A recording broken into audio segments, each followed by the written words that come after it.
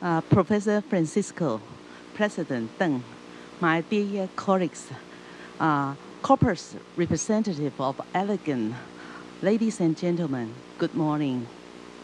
It's a real pleasure and a privilege for me to extend the greeting to welcome all of you to join the Symposium of Therapeutic Strategies of Managing Adult Spasticity in Botulinum Toxin this morning. Especially in the beautiful Sunday morning of spring in Taipei. As we all know, Botox has been proved very, very effective in the management of spasticity and very easy to be applied as many of you attend the meeting yesterday. However, is Botox also able to facilitate the motor recovery function of those people with neurological damage? We are uncertain. So it will be a very important topic and very interesting topic for us to have this morning. So we are very happy going to have Dr. Gerard Francisco come from Houston, Texas of the United States, Baylor College of Medicine to us this morning. Dr. Francisco was graduate from Doctor of Medicine in the University of Philippines College of Medicine. He received residency in PM&R at New Jersey Medical School. He's now the interim chair, clinical professor of Department of PM&R in University of Texas Health Science, and also the resident program director, co-director of brain injury and stroke, and adjunct professor of PM&R in Baylor Medical College, Houston, Texas. As Professor Tan, he had visited and studied in the Baylor many years ago, and me too. And so let us welcome Professor Francisco to give us this talk this morning. Thank you very much, and good morning. Thank you for waking up early on a Sunday morning. It's raining, so it's better to stay indoors. Thank you very much for the very kind introduction, Dr. Wong. It is my pleasure to discuss this topic. I have been involved with botulinum toxins for spasticity for about 15 years now. And over the years, we've learned a lot about botulinum toxin, but the more we know, or the more we think we know about botulinum toxin, the more we realize that we have not gained enough knowledge about the true potential of botulinum toxin. To this date, we are convinced that it's one of the most effective treatment for spasticity. Yet there is some question, as Dr. Wong pointed out, if Botox is helpful in motor recovery following a stroke or any other kind of neurologic conditions. Let me start by pointing out the various treatment options that we have now for spasticity.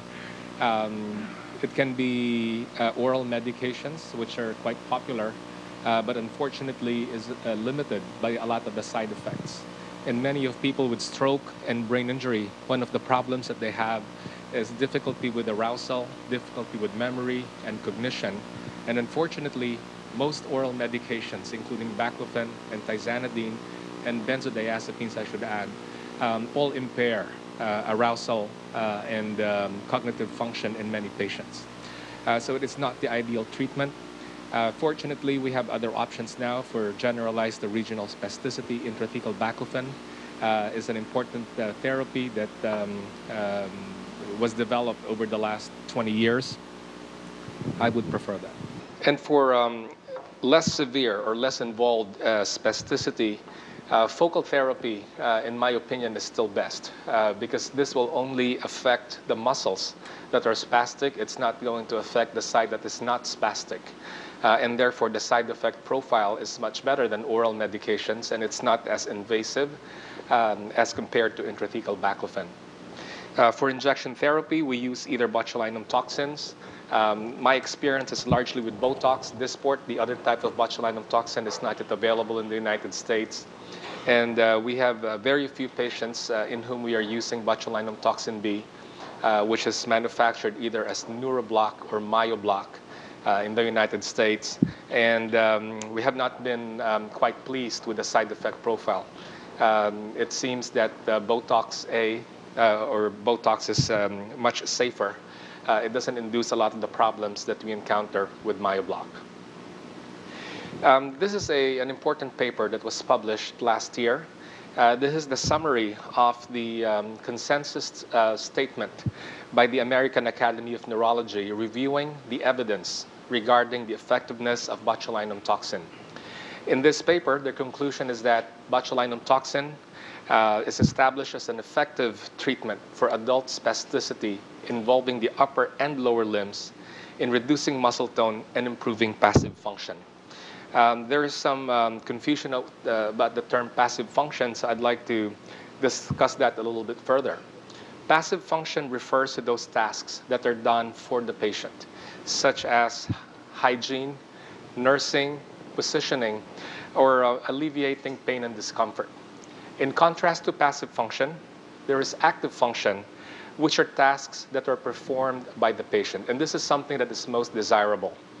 In the United States, we surveyed over 400 stroke survivors 2 years ago and asked them what are the 2 things that they want to have come back after the stroke. The majority wanted to be able to walk once again. And the second most desired goal of these patients is to be able to use their hand once again. Now, admittedly, the reasons for not being able to walk or use the hand is not all because of spasticity. It is still largely because of weakness and incoordination. However, untreated spasticity further magnifies the problem of motor impairment following a stroke or any related neurologic condition. Going back to the American Academy of Neurology's consensus statement, they reviewed Class 1 clinical trials only. For the upper limbs, 11 Class 1 clinical trials were reviewed. And they found that there is overwhelming positive evidence that Botox has a dose-dependent ability to decrease muscle tone. It is also, there is also convincing evidence that it can improve passive function by improving limb positioning, hygiene, and alleviating pain. And there was only one study from Thailand that was able to show an improvement in active function, specifically an improvement in the use of the upper limb as measured by the outcome test called the Action Research Arm Test. In the lower limb, unfortunately, there are only 3 Class 1 clinical trials. And similarly, there was a dose-dependent decrease in spastic hypertonia, an improvement in passive function for hygiene, nursing care, and comfort. However, there were anecdotal reports, not subjected to rigorous scientific design, that there has been improvement in sit-to-stand transfers. In the pediatric population, at least, there was evidence that Botox can help improve gait. And there is no published randomized controlled trial yet in adults. However, I was able to find this study that was presented at the American Academy of PM&R 2 years ago and published only as an abstract in the Archives of Physical Medicine and Rehab in 2007. This is an Australian study looking at 47 stroke subjects who had spastic equinovarus and slow gait speed. In part 1 of the study, which was the randomized controlled trial portion, one group received placebo and the others received Botox anywhere from 200 to 300 units in various muscles, such as the posterior tibialis, the soleus, the flexor digitorum longus, or the gastrocnemius. Part 2 of the study was an open-label trial. This was beyond 3 months after the initial Botox injection, where some patients, or most patients, received a second injection of 300 units. This study found an improvement in gait speed in the group that received Botox as compared to the group that received placebo at the outcome point of 12 weeks.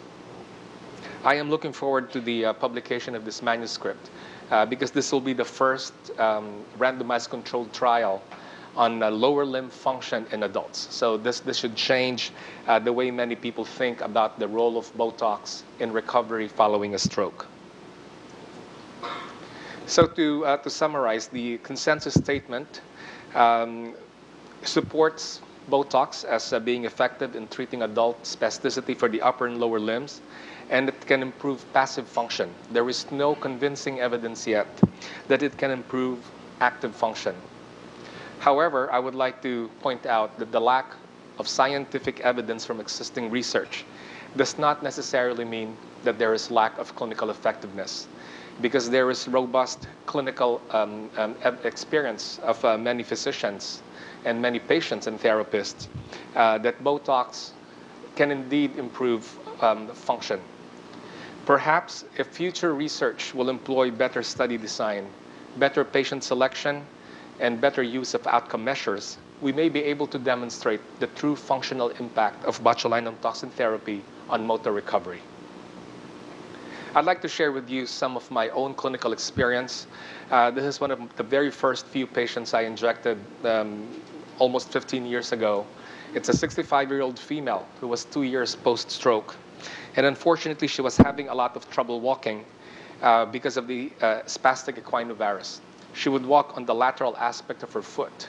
And her gait disturbance was not only because of the spastic hemiplegia, but also because the gait was antalgic. She was having a lot of pain. In fact, she developed a callus on the bottom part of the foot, which was very tender and very painful when she would step on it. After injecting only 50 units to the tibialis posterior and 100 units to the gastrocnemius, we were able to bring her to this point, that now the foot and ankle is in a neutral position. So when she would stand up and walk, she would achieve foot flat rather than walking on the lateral aspect of the foot. And as a result of this, her gait improved significantly. These things are not measured usually by the conventional this study design. We don't have a specific outcome measure for how well gait improves because of improved foot positioning. We use surrogate measures such as gait speed, and if there is an available gait lab, perhaps looking at the kinematics and kinetics of gait.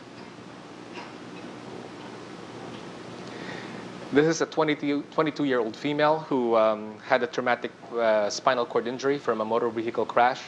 There was an associated fracture in the cervical spine that predisposed to a secondary cervical dystonia. This is problematic because she's tetraplegic, so she has no movement. And because of the dystonia, she's not able to move her neck at all. So the functional impairments from the tetraplegia was made even worse by the fact that she has a cervical dystonia. And since she's not able to move her neck, she's only able to look at this side of the space. She's not able to see on this side, which of course was quite limiting. So our goal was not only to put her in a good position, but we also would like her to be able to engage better with her environment. A second goal was to put the neck in a good position so that proper tracheostomy care and hygiene can be rendered. We injected the sternocleidomastoid on the right side, the sternocleidomastoid on the left side with a small dose because she has some enterocolus, and the trapezius and levator scapula on the left side. And we were able to achieve this correction of the post-traumatic cervical dystonia after only one injection. This lady did not have to follow up anymore because the cervical dystonia did not come back after the first injection. We were able to overcome that by putting her in a good position and giving her the appropriate support in her wheelchair. So this made had a very big impact. Now that she's able to look at the bigger space, we're able to train her now with the use of various assistive devices, various environmental control units, in order to compensate for what she cannot do because of the tetraplegia. Another C5 tetraplegic. This time the problem was limited elbow movement. Although there was co-contraction of the elbow flexors and extensors, the elbow flexors appear to be more functionally limiting. So we decided to inject a small dose of botulinum toxin, 100 units, distributed between the brachioradialis and biceps. I believe the brachioradialis received about 25 units in 2 sites, and the biceps received a total of 75 units in 3 sites. We were able to bring him to a point where now he recovered active elbow flexion and extension. And even though we were not successful in giving him the full range of motion, full 180 degrees of elbow extension, we did not think that that was needed. You do not need to have to fully be able to straighten your elbow in order to be functional. You just need a critical range of motion, which fortunately we were able to achieve in this gentleman. As a result of this, the occupational therapist was able to retrain him, not only with moving the arm, but with the help of the universal cuff to perform activities such as feeding himself.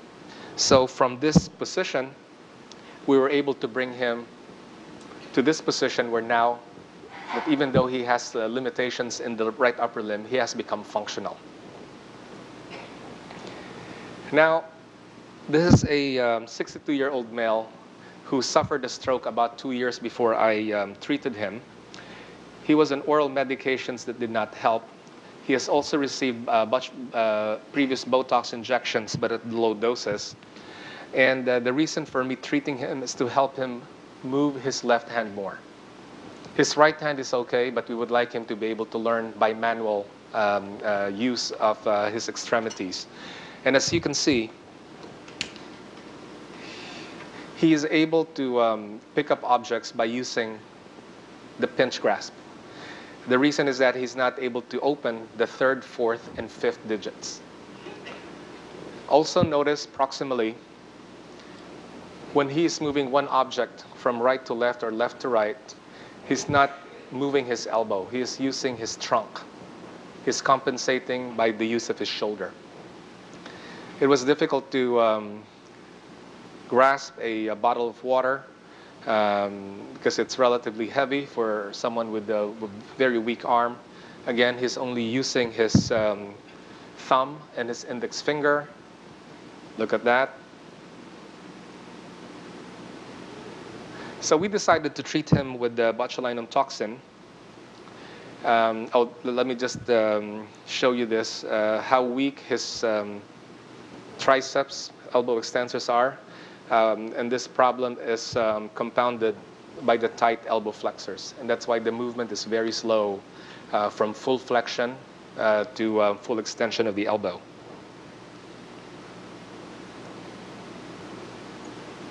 So when we injected him, we did a selective injection of the 3rd, 4th, and the 5th digits.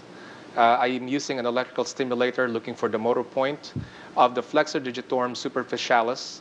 This one, it's this flexor digitorum superficialis of the 3rd digit. So we limited the injection to those 3 fingers. We also injected the biceps. And I did the motor point localization technique. And at around 3 to 4 weeks after the injection, you can see that he's now able to fully open his hand.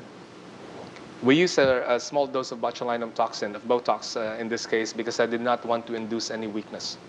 My goal is to open up the fingers enough for him to grab, but I do not want him to lose the motor power. So when we inject Botox, we have to be able to understand or be able to predict how much we'll be able to decrease the spasticity without causing a lot of weakness. And just to compare how he did this before the injection, a lot of difficulty here, even though the bottle of the water was empty, which makes it more difficult to stabilize, he was able to grab it with his whole hand. As a result of this improvement, we enrolled him in a constraint-induced movement therapy program. It's a modification that we have in our center because the classic CIMT is not going to be reimbursed. Remember, it's 6 hours per day for 2 weeks. It's just not possible. So now look at the biceps. Slow elbow extension. Elbow extension is almost full, and he was able to do it more quickly. So what we treated here, in the fingers we treated spasticity. Here what we treated is the co-contraction of the biceps and the triceps.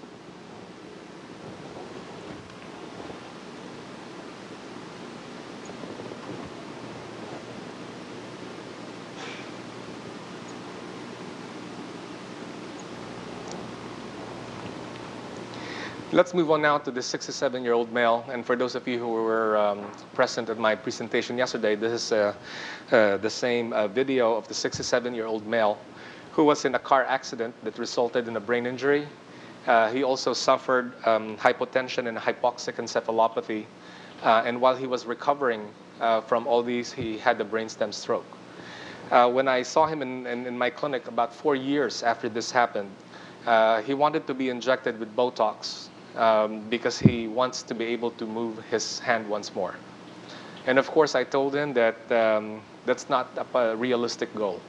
Your hand is very tight. It's been like this for about 4 years. It is not realistic to expect movement. Its natural recovery, in my mind, would not have taken place that long. However, I agreed to inject him with Botox if he agreed with me that the goal should be hygiene. Because of the clenched fist, it was not possible at all to clean his palm. It was not possible to cut the thumbnail, which is now starting to dig into the palm and starting to cause a wound. Also note the hyperextension of the fourth distal interphalangeal joint, which I thought was already dislocated. We injected him with Botox, a total of 200 units, which was quite high. And the reason why I used 200 units is that I was worried that if we did not have a good outcome from a low dose, that he will be frustrated and that he will not come back. And he will just end up having an infection in the palm of his hand. I was not worried about inducing weakness because this was a useless hand. He has not used this hand for about 4 years. So I had nothing to lose. I had more to gain. I had nothing to lose. So injecting these three muscles, the flexor pollicis longus, the flexor digitorum superficialis, and profundus, a total of 200 units, we were able to bring him to a point where he was able to open his hand. And after the second injection, he surprised me, and he came to clinic and said, "Doc, look, I'm able to move my hand." Of course, I was a bit embarrassed because I told him before that you're not going to be able to move your hand. And I just came up with an excuse. The best excuse I could come up with then was all along you had the ability to move your fingers. You just were not able to express that movement because the finger flexors were very spastic. Now that we have taken care of the spasticity, you're now able to express that movement. So I injected him once again. This time I used 200 units and then 250 units. The extra 50 units we injected into the lumbricals to treat the MCP flexors. I used a relatively low dose, about 12.5 units. I divided 50 units, and that's why we did not get full correction.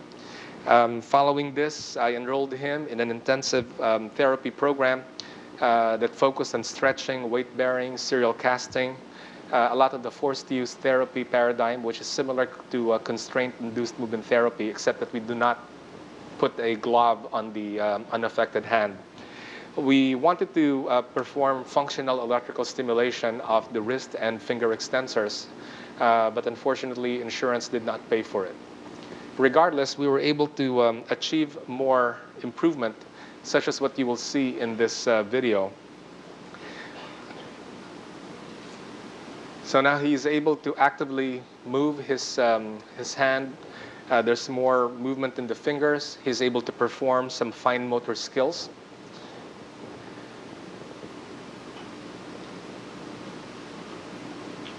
Sometimes I myself am having trouble with buttons, but here he was able to do it quite easily.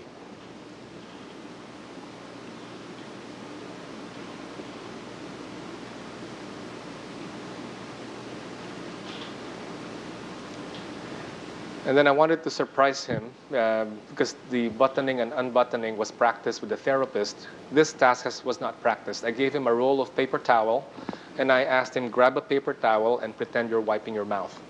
So he had some difficulty doing it. It's an unfamiliar task for him. However, he was able to do it, but since the third, fourth, and fifth fingers are still a little bit tight, he's using his pinch grasp once again to grab the paper towel. So we injected one more time, and at that time we put more Botox into the third, fourth, and fifth digits. And now, as you can see, he's able to fully extend the third and fourth. I did not do a good job with the fifth digit. However, he remained functional. He had more active extension. stronger flexion and extension of the fingers, and now he's able to perform other tasks, including overhead activities.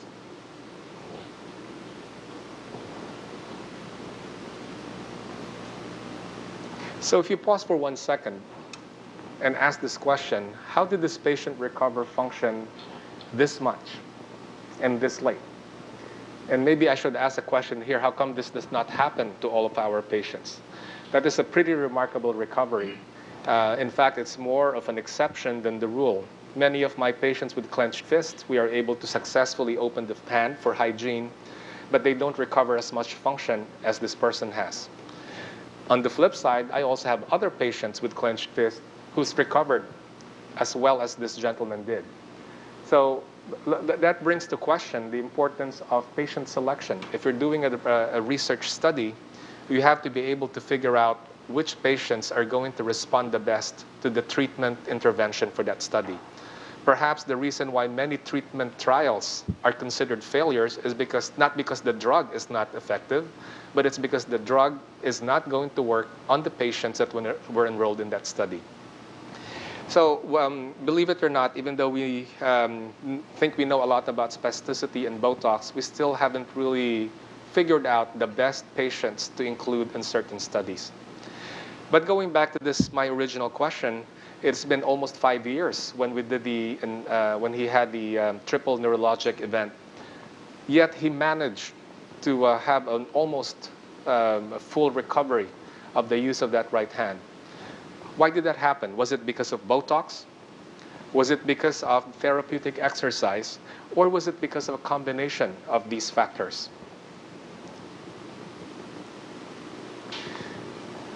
Our favorite Brunstrom stages of recovery, I realized that here in Taiwan, this is used routinely based on the case presentations we've had in the last couple of days.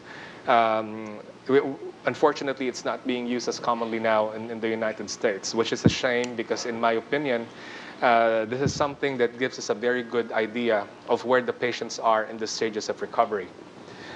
Just to review with you, there is a stereotypical improvement from flaccidity all the way to recovery of isolated and coordinated movement. What varies is the amount of time that each patient stays at. So those who recover fast go through these stages quickly, whereas others are stalled or are stuck at around level 2, 3, or 4, and those are the patients that typically end up in our rehab center. So if you look at this, spasticity is mentioned in 3 of the 6 stages. If we get rid of spasticity during those 3 stages, do you think we will be able to facilitate the movement from the lower stages to the later stages? I do not know the answer because this is something that has not yet been proven. Although our sense, and it just seems logical looking at the Brunstrom stages of recovery, that if you treat the impairments that are happening in the middle part of the recovery, we can facilitate the improvement from the early stages all the way to the eventual final outcome. So just something to think about. However, this is quite interesting. When I performed a literature review on the effects of botulinum toxin directly into the brain and the spinal cord, I thought initially that this was a new concept. I was wrong, because this is something that has been studied since the early 1960s, suggesting that Botox, botulinum toxin, can have direct effect in the central nervous system. And although this has not yet been proven, and not a lot of people are convinced that this is the case, there are various theories that have been put forward as to why this works. Perhaps there is something that's going on at the motor neuron level, resulting in a reduction of Renshaw inhibition. And as you all know, the Renshaw cells are interneurons that are important in reciprocal inhibition and therefore in prevention of spastic co-contraction. So if there is a reduction in the inhibition of the Renshaw cells, perhaps spastic co-contraction can be reversed as well. Secondly, there can be a reduction in presynaptic inhibition, a reduction in motor neural excitability and an increase in presynaptic inhibition. There can also be changes in the intra and extrafusal motor end plates, resulting in a reduction in spindle afferent input to the spinal cord, or a direct transient alteration of the excitability of the cortex, secondary to a reorganization of both excitatory and inhibitory intercortical circuits. And this one, I don't fully understand yet. I need to do a little more studying of this one paper, suggesting that neurotransmitter genes in the motor neurons may be altered as well. I still quite don't get the concept here, but just to show you that this is something that has been studied by various scientists around the world. So perhaps what happened to that gentleman was not just an effect of Botox in the muscle. Perhaps there was an effect in the nerve, spinal cord, and in the brain as well. So to put things together, and using that person as our index, when the hand was in the clenched position, we could not do anything with exercise. He could not move. We could not deliver any kind of sensible therapy. We injected him with Botox. The hands relaxed. The spasticity was controlled. He recovered some movement, and then exercise, therapeutic exercise, and active use of that hand was finally possible. Because of that, we now know that forced movement of the paretic limb can induce plastic changes. It can induce cortical reorganization. And based on the slide that I just showed you, Botox may have a direct effect on the central nervous system that in itself causes plastic changes. And perhaps that is the reason why we were able to achieve functional improvement and recovery about 5 years after the onset of the neurologic insult. So how else can we enhance the therapeutic benefits of Botox and function? I'm just going to name some of the strategies that have proved to be successful or have a great potential to do just this.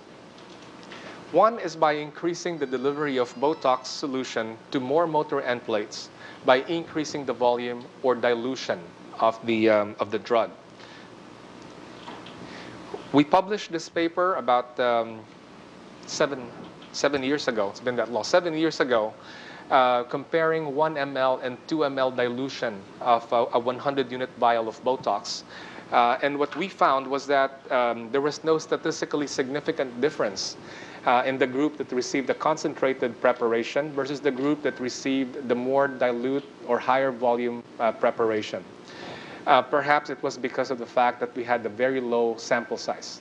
We only had about 15 patients in this study, and perhaps that is not the reason why we were not able to demonstrate a statistically significant difference between the two groups. However, we were able to detect a trend and clinical improvement in those patients who received the more dilute preparation. More recently, Jean-Michel Gracias published this in, I believe, in the Archives of Physical Medicine and Rehabilitation last month. This was a study that they conducted many years ago. And what they concluded here was that, number one, end plate targeting can improve the results. And secondly, a very dilute preparation of Botox, specifically 5 ml dilution of a 100-unit vial, or a concentration of 20 units per milliliter, was superior to other dilution techniques in terms of reducing the tone of the elbow flexors. So in general, many clinicians feel that the higher dilution is better because it's able to reach more end plates. Thus, the treatment outcome is improved. However, the optimum dilution is not yet known. But the general consensus in the United States is that a dilution of 20 to 25 units per ml is most likely going to be a much better technique than diluting it with only 1 or 2 milliliters. Other strategies including guidance for injection. No matter how talented an anatomist you are, there is still a big chance that you're going to miss the muscle. When someone is spastic, when the limb is immobilized, we lose sarcomeres within the muscle. And as we lose sarcomeres, the muscles start to shorten. So the anatomy books, the anatomy guides that we're all familiar with, may not at all be helpful because the muscles that we are going to treat are shorter, and thus the location is usually changed as compared to what's described in many books that are based on normal subjects. So you can perform different guidance, such as electromyography, which will give you an additional benefit of studying how hyperactive the muscles are or if muscles are co-contracting. Electrical stimulation, I showed you a video earlier, using it for motor point localization, which is important. At one of the ISPRM meetings, I gave a presentation and someone in the audience challenged this, saying that this is not helpful because Botox is taken up in the motor end plate, and when you do electrical stimulation, you stimulate the motor points. The answer to that question is it really will not matter in most cases, because in many muscles in our bodies, the motor point almost always overlap the motor end plates. So the difference is academic. We know that the clinical outcome is still as good. There are only a few muscles that are an exception. For instance, in the biceps, the motor end plates are found in the lower third, whereas the motor point may be higher than that. In the subscapularis, the motor points are concentrated on the lateral part of the subscapularis muscle, which does not necessarily correspond to the motor point. But for most other muscles in the body, the motor points and the motor end plates overlap. Other localization techniques include fluoroscopic guidance, but the two that I have experience with are ultrasound-guided injection. This is an injection. You can see a thin white line there. That is the needle. This is actually an ultrasound of the calf, the lower limb. We see the soft tissue, the gastrocnemius. The next layer is the soleus, and we are targeting the tibialis posterior muscle. The black area here represents the tibia, the bone. Or we can do CT guidance for psoas muscles and other deep muscles. Ultrasound's penetration is quite limited. So in this case, this is a CT scan of a patient with paraplegia from a spinal cord injury, severe hip flexion spasticity that does not respond to a combination of 120 milligrams of baclofen and 24 milligrams of tizanidine. So we decided to inject the psoas muscle, but in order for me to be able to inject it in a good area, we use CT guidance, and my target is the mid-belly of the muscle, because in the psoas, the motor points, the motor end plates are close to the mid-belly. Other strategies that can be used, this one seems to be a no-brainer, but many of us may not be giving the appropriate dose at all times. So let me tell you the story of this lady who had a stroke. She has weakness of the right upper limb, and the spasticity primarily involves the fingers. This is quite crucial because this lady is a secretary. She's an executive secretary, so she needs her fingers to be able to type, dial, and do other things at work. So we injected her with botulinum toxin. I started with only 50 units to the flexor digitorum superficialis. There was some improvement, but you can see that the second and third finger flexors are still tight. The fourth and the fifth relaxed a little bit. I increased the dose to 75 units only to the second and third digits, and not a lot of improvement. Maybe the third one, there was some straightening of the proximal interphalangeal joint. The second digit looks pretty much the same. I did 100 units injection, which is a very high dose already. And I will show you how she looked after. This was her before that injection, where she received 100 units to digits 2 and 3. You can see the inability to extend the second and third digits. She's trying to grab her husband's forearm. And the reason is that it's a pretty dramatic change. You saw that one. She was digging into the forearm. When I injected 100 units to the flexor digitorum superficialis 2 and 3, look at that. She's able to open her hand.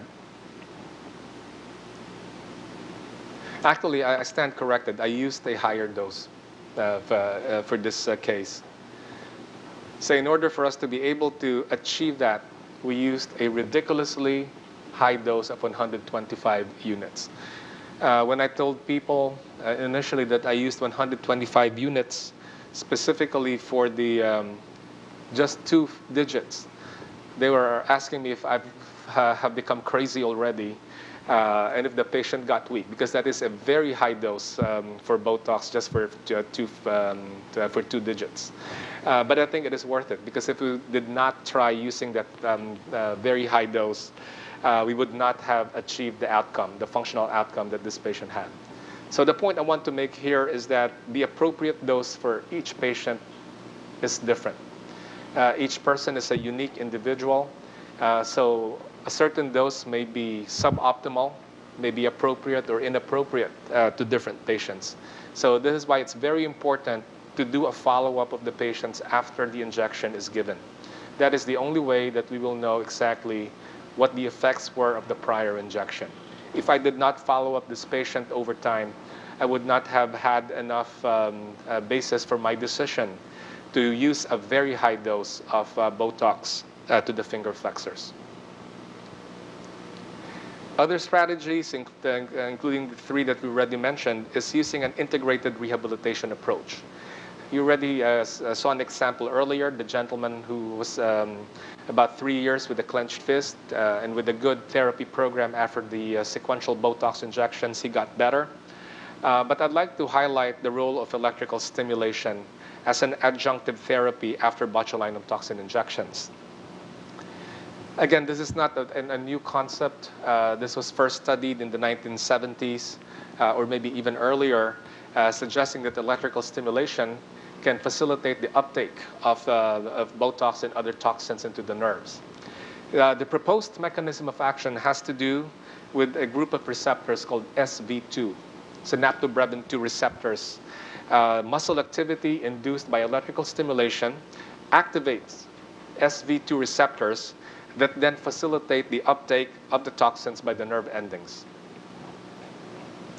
No published data yet, but this is a poster that Dr. Eskenazi and Dr. Mayer presented at the AA PM&R meeting in 2007. It's a pilot study, but it's a double-blind, placebo-controlled trial looking at 34 hemiparetic subjects, either from a traumatic brain injury or a stroke, who received anywhere from 180 to 400 units of Botox to either the elbow or ankle plantar flexors. One group received electrical stimulation at the motor threshold.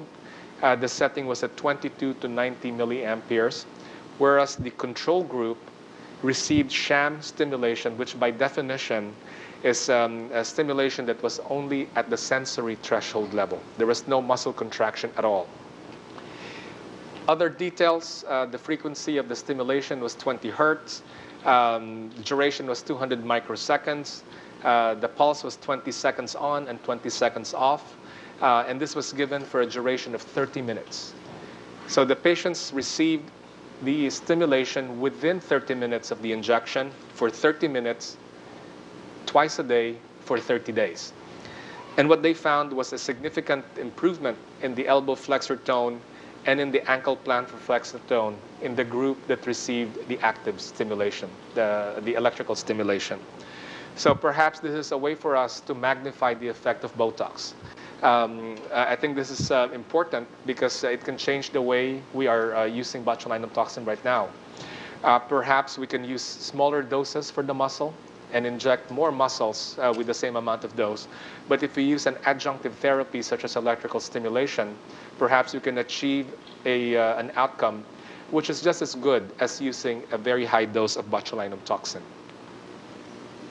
So to summarize, Botox and the other botulinum toxins are established to be effective in the treatment of adults with spasticity of the upper and lower limbs and has been shown to improve passive function, but its effect on active function is still not proven by existing research, even though the anecdotal experience of many clinicians and therapists and patients suggests that Botox has a potential to improve function following a neurologic insult. Lastly, there are clinical strategies, including dilution, accurate injection, use of proper dosing, and adjunctive electrical stimulation that may enhance the functional benefits of Botox. I'm going to end my presentation here, and thank you very much for your attention. Thank you very much for Professor Francisco's very detailed and stimulating lecture this morning. Is there any question or comments from the floor? I'm surprised by I was just wondering your thinking process for extending from 50 units to 125. Did you jump in once, or did you deliver in several different times? That's several different times. You're right. And the reason why I was pretty confident in using a very high dose for just the 2 fingers is that I followed up the patient over time. We started with 50 units for the entire flexor digitorum superficialis with very little effect. And then after 3 months, 75 units. We saw some improvement, but not enough. Then we went up to 100 units, saw some more improvement, but still not satisfactory. And then finally, we went up to 125 units. So I discussed with the patient the potential side effect, including weakness. But the nice thing about Botox is that we know it's not a permanent treatment. So I told her that if you get weak, in about 2 months, you're going to recover the strength. So it was a gamble that she and I took. But it paid off because that was the dose that finally caused her to be able to extend her fingers. In the majority of my patients, 50 to 75 units to the finger flexors is sufficient. Hers was an unusual case, but I wanted to use that as an example because I am pretty sure that we all have seen patients that we thought did not respond to Botox. Perhaps the reason the person did not respond to Botox is that he or she needed a higher dose. So we should not be afraid to use higher doses if we can justify the risks and benefits of doing so. My additional question is, will you consider people with higher weight starting with the initial higher dose? Because she seems to be a more chubby person. Yes. In addition, how long do you observe before you choose another therapeutic dose? Sure. Let me answer the second question first. In my clinic, I almost routinely follow up about 75% of my patients about 6 weeks after the injection. And my reasoning for 6 weeks is it will take about 1 to 2 weeks for Botox to work. Many of my patients receive a formal therapy program, or I give them a home exercise program. So after they've done that for about 3 to 4 weeks, I can see the effect of the Botox and the exercise at around 6 weeks. So that's for the majority of my patients. For my patients whose goal is primarily the passive functional goal, such as we just want to relax the elbow so that the elbow crease can be cleaned, inject the pectoralis so that the armpit can be cleaned, I don't have to follow up on these patients regularly. The caregivers can give me the report before the next visit about 3 months after the prior Botox injection. Now, your first question was about the initial dose. Yes, that's an excellent point. The reason I used only 50 units to the finger flexors was that she had movement in her fingers. She was like this, but she had the movement. And I was afraid that if I used 75 to 100 units, in spite of her size, that she might lose that ability. So I preferred to commit an error on the safe side rather than induce a side effect to begin with. But you made an excellent point about body weight and botulinum toxin dosing.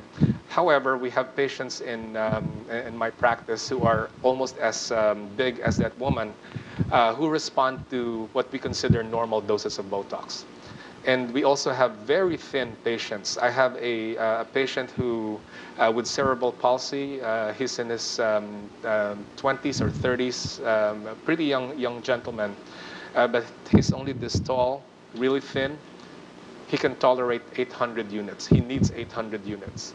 So I'm not sure that body weight is always a predictor. It will really have to be the response of the individual person to the therapy. That's why it's important to do the follow-up. So what you mean is the individual response only, not depend on the measurement of the spasticity, severity of the spasticity, or the muscle mass bulky at the spastic muscle. Right. Well, that's another excellent point about the muscle mass. But realistically, in their clinical practice, it's hard to palpate, or it's hard to determine the muscle mass of all the muscles. Perhaps you can do that for the more Ultrasound. superficial, like the biceps, the triceps, the gastrocnemius. You can do ultrasound or CT scan to look at the muscle. And there's definitely a role into that. So for atrophic muscles that are spastic, I use a lower dose usually. So that is an important point to make as well. It's another consideration.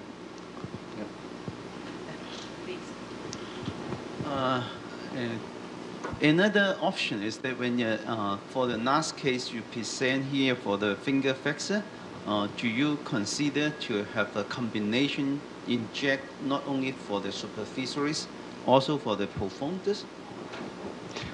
You're talking about the gentleman? Yeah, for this, you have increased the dose progressively, yeah. Oh, yeah, I considered that initially, but I decided to inject only the flexor digitorum superficialis as a safety measure. Because if I injected both the FDS and FDP, and if I make her weak, she will not be able to do this. If I injected only the FDS, because looking at the finger deformity, it seems like the FDS, the proximal interphalangeal joint, was tighter than the distal. I did not inject the flexor digitorum profundus because if I weaken the FDS, then at least the FDP can still work for finger flexion. But if she had presented with a tighter FDP, as tight as FDS, I would have considered it. Therefore, that means you use the concept of key point control measurement of the spasticity. What is the key to interfere the movement? Correct. So we inject that muscle and will preserve the function and relieve the spasticity. Correct.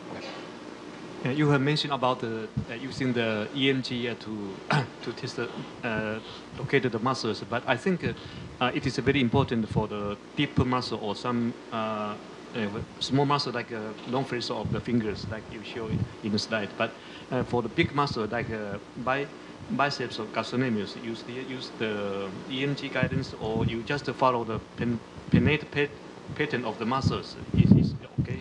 Both. That's an excellent point. That's why in my clinic, in my treatment room, I have different machines because in one person I can use a combination of electrical stimulation and EMG, or ultrasound and electrical stimulation. But yeah, it's very important to localize the muscle using the most sensitive technique. Now, with regards to whether or not EMG should be used, I think you'll be able to successfully inject certain muscles. Biceps, for instance, there is no other muscle here except for the biceps. We now know about the motor end plate mapping for the biceps, which is in an inverted V pattern in the lower third. There was another publication last year by Dr. Gracie's. So rather than injecting throughout, you just inject in the lower third. The gastrocnemius is quite obvious. It's easily injected, the pectoralis muscle. However, since I have my EMG handy, I don't think it adds a lot of time using the EMG, because I prefer to inject when the motor units sound very crisp. Then I know that I'm really in the very best part of that muscle. The best part to inject is almost always in the mid-belly of the muscle, and that's where you're also going to hear the crisp motor units. So I use it, but it's not a must.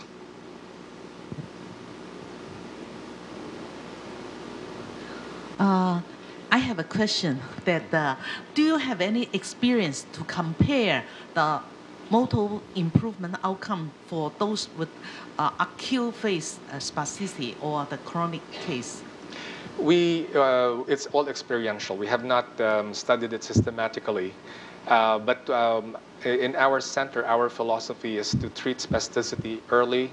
The moment it interferes with function or prevents the patient from progressing in rehabilitation, we inject early. And in our experience, those who were injected early on are the ones who most likely will not require re-injections in the future, because we are able to arrest the pattern quite early. How early? The earliest that we've injected Botox was in a person with basal ganglia hemorrhage around 3 weeks after. That is the earliest. Mm-hmm. And then the second earliest was a young man with traumatic brain injury that we injected at about 5 weeks after the traumatic brain injury. it may be another research Sure, yeah. territory, because early intervention of the spasticity will prevent the neurological damage from non-use phenomenon of the brain. It will be very important for plasticity of the brain. Yeah, our colleague Anthony Ward published a paper. He did a study in children with traumatic brain injury. Yes. Yeah. And that's an important paper because it supported the safety and efficacy of Botox in the early phase. Okay, thank you very much. And let us thank you, Thank you. Professor Francisco, with big hands again. Thank you. Thank you.